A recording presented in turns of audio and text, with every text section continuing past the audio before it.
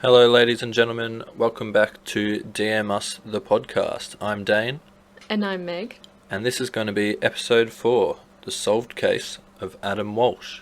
So, just a warning, this case involves violence against a child, so if you're not comfortable with this topic, then we would advise not to listen.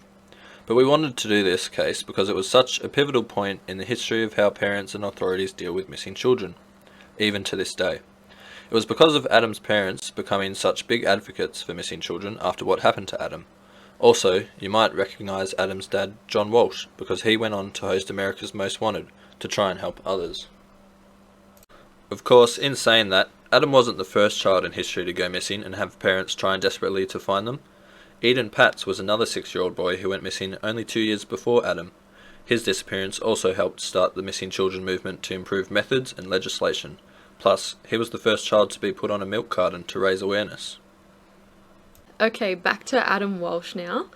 So Adam Walsh was born on November 14th, 1974 to John and Rive Walsh in Hollywood, Florida, USA. Adam was their first child, and his parents describe him as a little gentleman in the light of their life. Definitely didn't sound like me as a kid. Just for a bit of background on how protective they were as parents, Rive wouldn't let Adam ride his bike on the street, only in the driveway, and she always took him to school and picked him up every day. He never walked anywhere alone. That's pretty different to like what you hear whenever, like they always say they're always playing out on the streets until the street lights came on, back in the olden days at least, compared to nowadays. Yeah, definitely. Like even when I was a kid, I was still able to travel like to and from the bus stop by ourselves. I guess maybe because I had brothers with me, so I wasn't alone. Yeah, we were allowed to play out on the street and in the driveway, but I had my siblings with me. I don't think I would have really been allowed to do that on my own. I wasn't allowed to go to the shops or to the movies by myself. Right, yeah. Until I was a teenager. Yeah, I'm not sure. I guess it's different because we weren't only child, so it's hard to that's tell true. what our parents would have been like if we were the only one. Yeah, I think I would probably do the same thing though, if I only had one child. I wouldn't let them. I guess it depends on what the child's like. So if young. they're like pretty smart, but yeah, like 6 years old, I think he was. Yeah, when he that's went way missing, too young to go anywhere. Yeah. Okay, now onto the day Adam went missing. It was July 27th, 1981, and 6.5-year-old Adam and his mum went to a Sears department store at the Hollywood Mall. So around this time in the 80s, video games had just come out and were becoming popular. Hell yeah. So when Adam saw a small group of young boys around 12 years old playing video games, of course he wanted to watch. So Adam asks his mum if it's okay if he stays and watches them while she looks for something. Rive says, "I'm going 3 aisles away and I'll see the top of your head. I'll be right back." About 3 minutes later, she comes back and can't see Adam. Yeah, jeez. Yeah. I know, that's literally all it takes is like going around a corner. Yeah, whenever you look into any cases like this, it always seems to be like split-second kind of things. That's scary.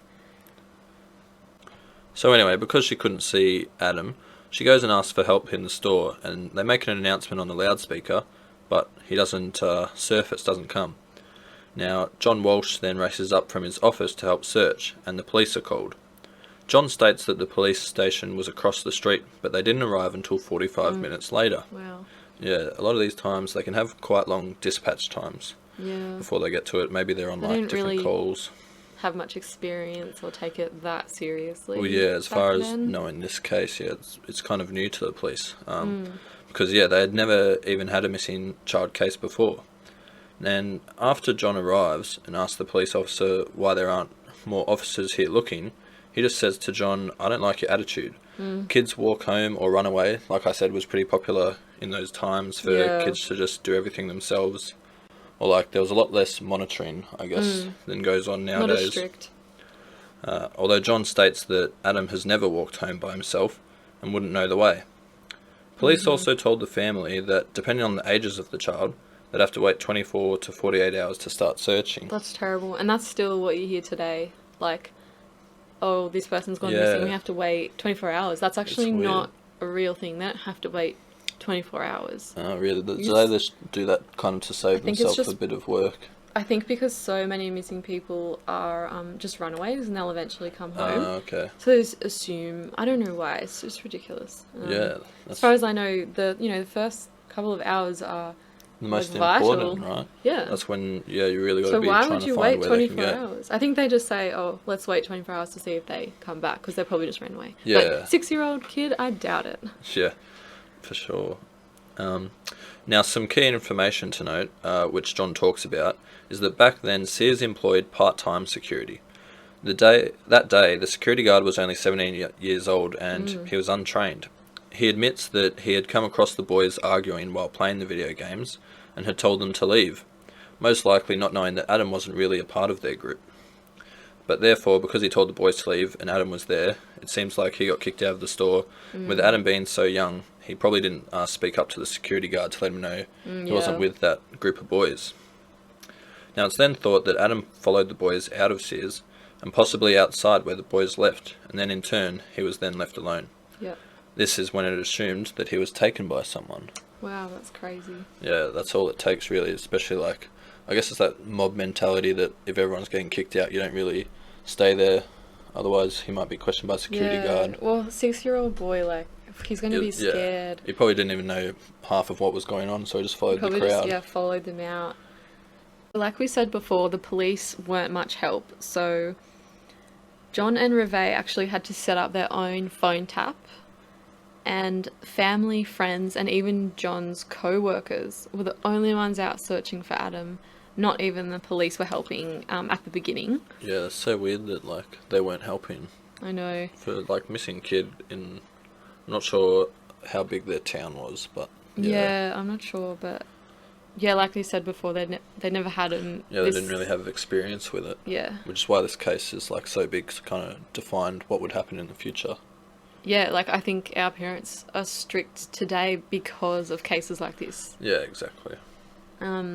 So John even gave people money to help him search, and he ended up putting out $100,000 reward, and I think he said, like, he scraped together all the money that he had to put this reward out because he was told that he needed, like, a big reward. Yeah, well, that would get people kind of interested in it. Yeah, and the media was there for about a week, and then he said they kind of lost interest, and John had to beg all the media channels to get on, and eventually he got on TV.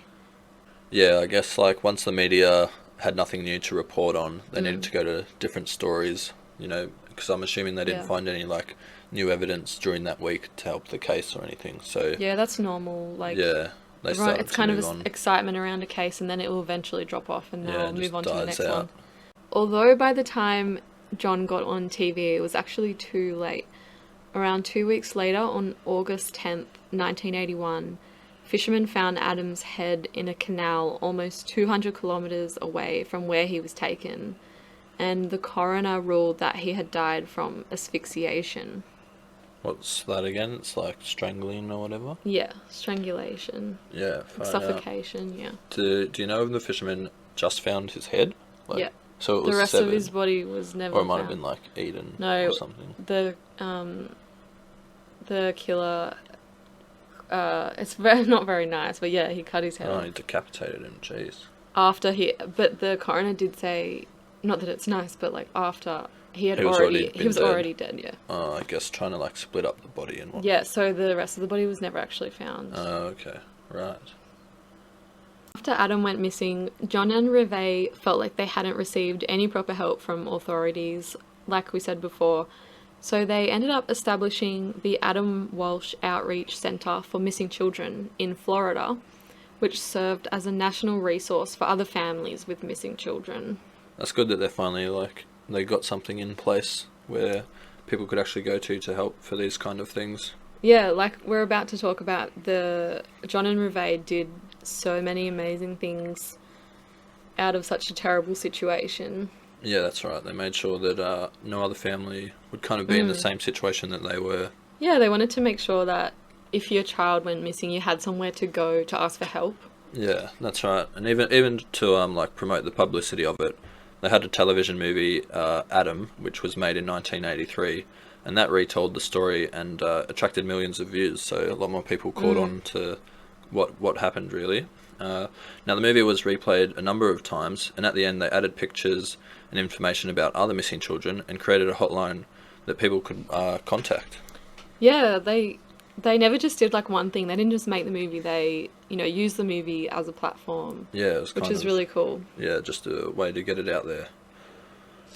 Now, as time went on and the national government grew, Congress passed the Missing Children's Act of 1982. This made it possible to enter the information of missing children onto the FBI's National Crime Information Center database, the NCIC. Former President Ronald Reagan then officially opened the National Center for Missing and Exploited Children, NCMEC, in 1984, which is what we know it as today. In 1990, the Adam Walsh Outreach Center merged with the NCMEC. Okay, so a couple of years have passed, and now in 1988, John started hosting the show America's Most Wanted, and this show has helped catch over 1,200 criminals in various countries, with 17 coming off of the FBI's Most Wanted list. Wow. Yeah, that's pretty good. The show has also helped bring home 63 missing children, including Elizabeth Smart, who had been abducted, and someone had seen and recognised her abductor from the show. Wow. It stayed on the air until 2012 because viewers and government officials didn't want it to be cancelled because it was helping so much. Yeah, I don't know about you, but I have heard of this show when I was younger. Yeah, for sure. You've heard of it? I've heard of it. Yeah. I don't think I ever watched it, or it might have been on in the background. I think it might have been on our TV at some point. Yeah, but yeah, we're from Australia, so it wasn't as prominent as it would have been over in America. But definitely a good show, and probably one of the first of its kind. Yeah, that's right. Well, yeah, he kind of helped make the foundation of it, didn't he? Yeah, John? Yeah, for sure. Now, 6 years after John started hosting America's Most Wanted, in 1994, Code Adam was implemented into big retail stores, starting with Walmart. It's a safety program that employees must follow if someone has reported a lost or missing child in the store. For example, employees must drop what they're doing immediately and look for the child, while other employees monitor the entries and the exits. Plus, if the child isn't found in 10 minutes, the local police are called. This is really good. I really like that. Yeah, it's good that they finally have something in place that stores can follow, and the employees, because like we said, that security guard was untrained, so Yeah. even if someone reported someone missing, he probably still didn't really know what to do. He probably just said, "Oh, I kicked a bunch of kids out, maybe he's there, I don't know where they went." Yeah, totally. Yeah, like monitoring the entries and the exits is so important. Yeah, that's right. Especially now, like in 10 minutes, if they're not found, the police are called, because And they're going to start looking, yeah. yeah, like we said, a lot of the time, how close it is till they go missing is how Yes. quickly you might find them, or how important it is Yeah, to find exactly. them. Then in 2006, George W. Bush signed the Adam Walsh Child Protection and Safety Act, which expanded the National Sex Offenders Registry and created a National Child Abuse Registry. Yeah, so as you can see, like with Code Adam and the Adam Walsh Child Protection and Safety Act, you can see how like Adam Walsh was such a big part in developing all of these systems and getting everything put in place. His parents started all of this. It's amazing. Yeah.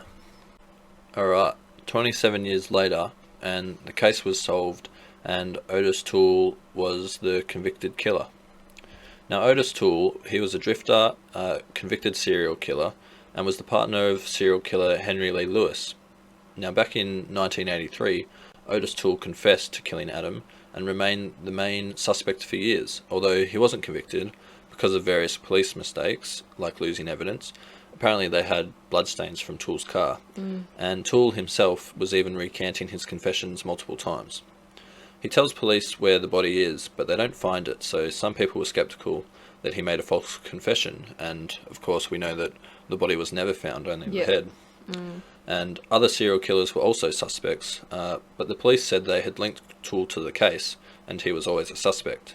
Yeah, that's crazy. So back in 1983, Yeah, right at the beginning, he was a suspect this whole time. exactly. They had the main suspect, but they didn't have anything concrete to kind of Yeah, and put him onto it. they were just incompetent and Yeah, just made mistakes. that happens a lot in these kind of cases. You just see Yeah. contaminating evidence kind of stuff, and they can't use it, and it just we're all human. We all make mistakes, and sometimes Yeah, it I leads guess, to but convicted people getting away. yeah, exactly.